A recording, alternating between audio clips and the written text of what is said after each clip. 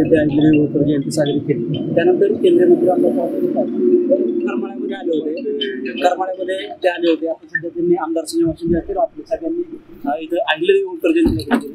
आज आपण करमाळ्यात जाताना या जयंतीला भेट दिली. कशा पद्धतीने आज चौथीला कार्यक्रम अहिल्यादेवी जयंती झाला तेव्हा काय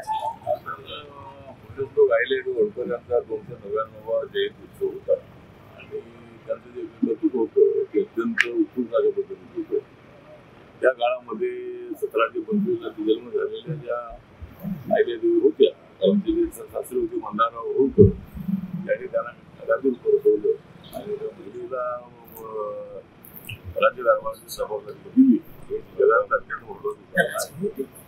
त्यामुळे आज माननीय मुख्यमंत्री एकनाथराव शिंदे यांच्या उपस्थितीमध्ये माननीय राधाकृष्ण विखे पाटील यांच्या उपस्थितीमध्ये माननीय रामचंद्र यांनी कार्यक्रम ठेवला होता आणि आज मुख्यमंत्र्यांनी असं निर्णय दिला आहे की संबंधाच्या जिल्ह्याचं जे नाव आहे ते अहिल्यानगर आचारसंहिता असल्यामुळे करता येत नाही. आचारसंहिता संपल्यानंतर मंत्रिमंडळाच्या बैठकीमध्ये हा निर्णय घेऊ आणि जे अहिल्यादेवींचं स्मारक आहे ते आंतरराष्ट्रीय दर्जाचं स्मारक करण्याचं मान्य केलेलं आहे. राज्य सरकार झालेले आहे. स्मारक व्हावं अशा पद्धतीची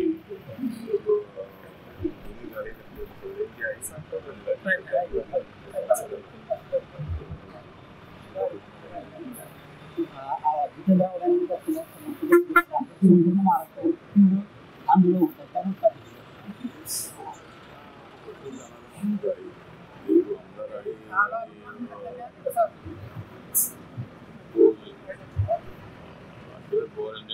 गटामध्ये आहे आणि जाण्याचं जे नाटक आहे आंबेडकरांनी काढली होती परंतु त्याचं जे नाटक आहे ते त्यांनी आवश्यकता आपली भूमिका जी आहे स्पष्ट करायला म्हणून तुझी झाडत असताना बाबासाहेब हे तुझे आंदोलनाचं काम आहे आणि तो अत्यंत मृत्यू असणारा त्याच्या पद्धतीनं बाबासाहेबांचा फोटो काढणं ही अत्यंत गोष्ट आहे आणि तो जवळ दारू पिला होता की काय काय सांगता येत नाही. अशा पद्धतीनं बाबासाहेबांचा फोटो काढण्याचं केलेलं आहे.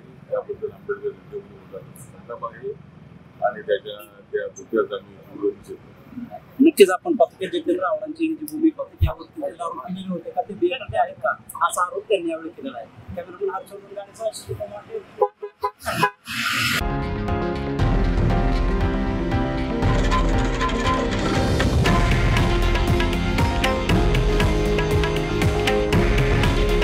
हे आहे देशातील नंबर 1 न्यूज नेटवर्क आणि आपण पाहत आहात TV9 मराठी.